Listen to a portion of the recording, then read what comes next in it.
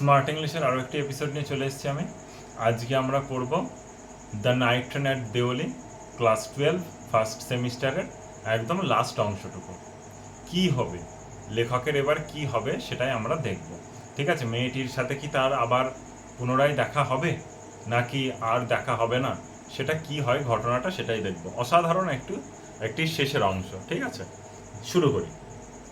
My grandmother was not pleased with my visit after all. আমার ঠাকুমা আমাকে দেখে খুব একটা কিন্তু আনন্দ পায়নি, কারণ I did not stay at her place more than a couple of weeks. কারণ আমি তার জায়গায় মানে দেহরাদুনে গিয়ে আমি কিন্তু more than a couple of weeks, ওই 2 সপ্তাহ মতন, তার বেশি কিন্তু আমি থাকতে পারিনি। যেহেতু আমি 2 সপ্তাহের বেশি থাকতে পারিনি, তার জন্য ঠাকুমা আমার উপরে এইবার একটু রাগ করেছিল, কারণ অন্যবার সে গিয়ে মোটামুটি 2 মাসের উপরে কাটিয়ে আসে। আই ফেল্ট রেস্টলেস মানে হচ্ছে অস্থিরতা। আমার অনুভব হচ্ছিল ভিতরে একটা অস্থিরতা।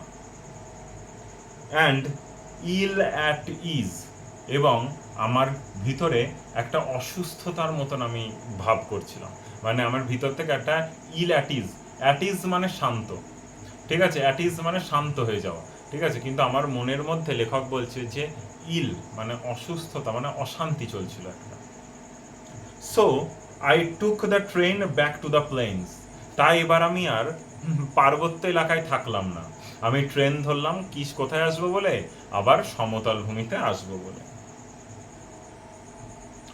Meaning to ask further questions of the station master at Deoli. আর আমি কি ভেবে নিলাম যখন আমি আবার ট্রেনে উঠে যখন আমি ব্যাক করব, ঠিক সেই মুহূর্তে, ঠিক আছে, ঠিক সেই সময় আমি কি করব, আবার আরেকবার স্টেশন মাস্টারের কাছে যাব, গিয়ে সেই মেয়েটির সম্পর্কে যাবতীয় জিনিস আমি কিছু জেনে নেব।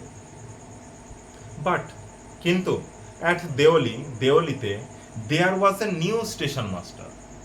এই সময়ের মধ্যে দেওলিতে চলে এসছে একজন নতুন station master. The previous man had been transferred to another post within the past week. এই গত কিছু সপ্তাহের মধ্যেই সেই আগের স্টেশন মাস্টার আরও উঁচু পদ পেয়ে অন্য জায়গায় চলে গেছে। The new man did not know anything about the girl who sold baskets. এই নতুন যে স্টেশন মাস্টার এসছে না, এই স্টেশন মাস্টারটা সেই মেয়েটি সম্পর্কে কোনো কিছুই জানে না। সে কোনো কিছুই জানে না যে ঝুড়িগুলো বিক্রি করতো। I found the owner of the tea stall. আমি তখন মাথায় বুদ্ধি আঁটলাম, এটা আমি কি করলাম, আমি তখন গেলাম সেই চা বিক্রেতার কাছে, সেই তার দোকানে। A small shriveled up man wearing greasy clothes, and asked him if he knew anything about the girl with the baskets. বলছে আমি গেলাম সেই চায়ের দোকানে। এ স্মল, সেই দোকানদার ছিল একজন বেটেখাটো। shriveled up man, বেটেখাটো মানুষ তিনি একজন। আর shriveled up মানে খুব একটা যে তার ভালো পোশাক পরিচ্ছদ আশা করি হওয়ার কথা নয় চা বিক্রেতাদের, তাহলে তার কমা পোশাক সে পরিধান করে আছে। ওয়ারিং গ্রেজি ক্লোথস, ওইটা বললাম, কমা পোশাক পরিধান করে আছে। And asked him if he knew anything about the girl with the baskets. এবং আমি তাকে জিজ্ঞাসা করেছিলাম, আপনি কি ওই যে মেয়েটি ঝুড়ি বিক্রি করতো তার সম্পর্কে কিছু জানেন, কিছু কি আমাকে বলতে পারবেন? ইয়েস, হ্যাঁ জানি তো। There was such a girl here. হ্যাঁ, তেমন একটা মেয়ে তো এখানে আসতো। আই রিমেম্বার কোয়াইট ওয়েল, হ্যাঁ আমার পরিষ্কার মনে আছে। হি সেড, সে বলেছিল, সেই চা বিক্রেতা বলেছিল। But she has stopped coming now. কিন্তু জানেন তো, মেয়েটি এখন আর আসে না, মেয়েটির আসা বন্ধ হয়ে গেছে। হোয়াই, আই আস্কড, লেখক জিজ্ঞাসা করেছিল কেন সে আসে না। হোয়াট হ্যাপেন টু হার, কি হয়েছে তার। হাউ শুড আই নো, কিভাবে আমি বলতে পারি সেটা, আমি তো তার ব্যাপারে আর কিছু জানি না। সেড দ্য ম্যান, সেই মেয়েটি বলেছিল। She was nothing to me, সে তো আমার কেউ হয় না, তাই আমি তার খোঁজটাও রাখিনি, সেই চায়ের দোকানের ভদ্রলোক বলেছিল। And once again I had to run for the train. যেহেতু সেখানে মাত্র 10 মিনিট সেই স্টেশনে ট্রেনটা থামে, তার জন্য লেখককে পুনরায় আবার ছুটতে হলো কি করার জন্য, সেই ট্রেনটা ধরার জন্য। লেখককে আবার ছুটতে হলো সেই ট্রেন ধরার জন্য। অ্যাজ দেওলি প্ল্যাটফর্ম রিসিডেড, যখন দেওলি প্ল্যাটফর্মটা আমরা অতিক্রম করে গেলাম, আই ডিসাইডেড, আমি স্থির করলাম, দ্যাট যে ওয়ান ডে, একদিন, I would have to break journey there, অবশ্যই আমি একদিন সেখানে নামব, মানে সেই দেওলি স্টেশনে আমি একদিন অবশ্যই নামব। Spend a day in the town, সেই শহরে, সেই ছোট্ট শহরটায় আমি আমার একটা পুরো দিন কাটাবো। মেক এনকোয়ারিজ, কিছু তদন্ত করব সেখানে।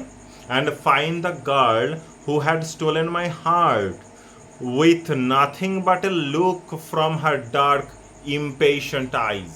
দারুণ লাইন। বলছে যে এবং আমি খোঁজ করব দ্য গার্ল, সেই মেয়েটির, হু হ্যাড স্টোলেন মাই হার্ট, যে আমার হৃদয়টা চুরি করে নিয়ে গেছে।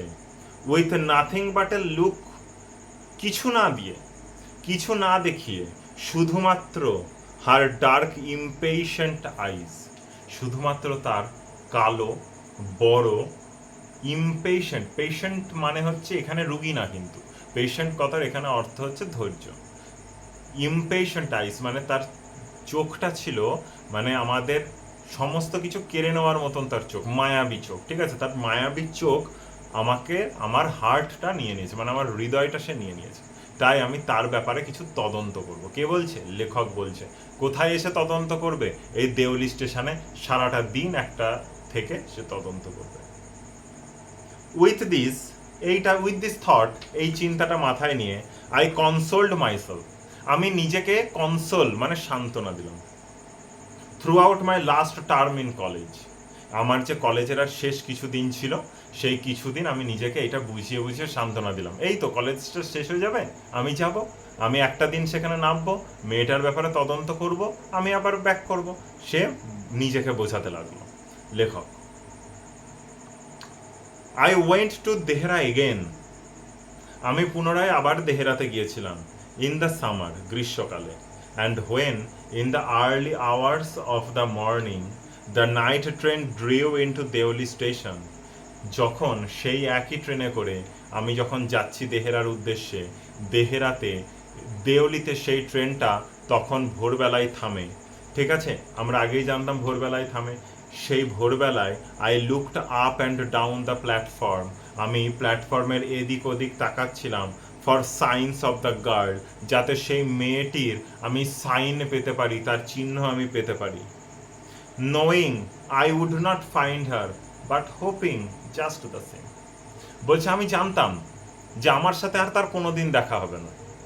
লেখক বলছে যে লেখক জানতো যে তার সাথে আর তার কোনোদিন দেখা হবে না, কিন্তু জাস্ট হোপিং, কিন্তু আশাতেই তো মানুষ বেঁচে থাকে না।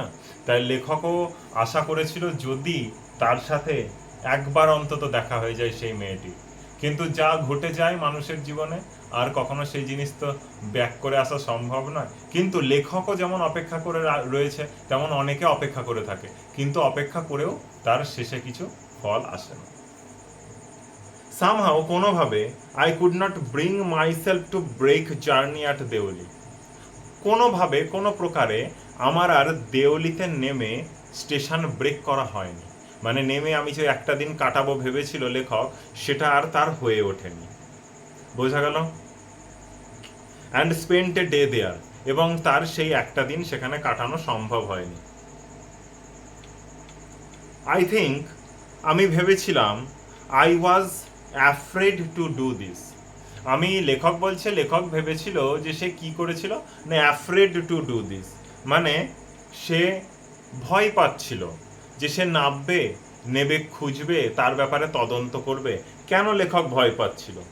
If it was all fiction or a film, লেখক বলছে ব্র্যাকেটে লেখা যে if it was all fiction or a film, যদি এটা একটা সিনেমা হতো বা যদি একটা কল্পনার কিছু হতো, I reflected I would have got down, আমি অবশ্যই তাহলে সেই স্টেশনে নামতাম, and cleaned up my mystery, এবং এই মেয়েটির রহস্যটা আমি অবশ্যই ভেদ করতাম, and reached a subtitle ending for the whole thing, এবং পুরো এই যে গল্পটা আমি বলছি এই পুরো গল্পের একটা টাইটেল থাকতো, সাবটাইটেল, মানে এর থেকে আমরা কি জানতে পারলাম, আদেও কি মেয়েটার সাথে তার দেখা হবে, না মেয়েটা কি অন্য কোথাও মেয়েটার বিয়ে হয়ে গেছে, না মেয়েটি আদেও তার কোনো কারণে সে হয়তো অসুস্থ বা ক্ষতিগ্রস্ত, বা হয়তো সে আর এই পৃথিবীতে নেই, ভেরিয়াস থিংস, প্রচুর জিনিস হতে পারে।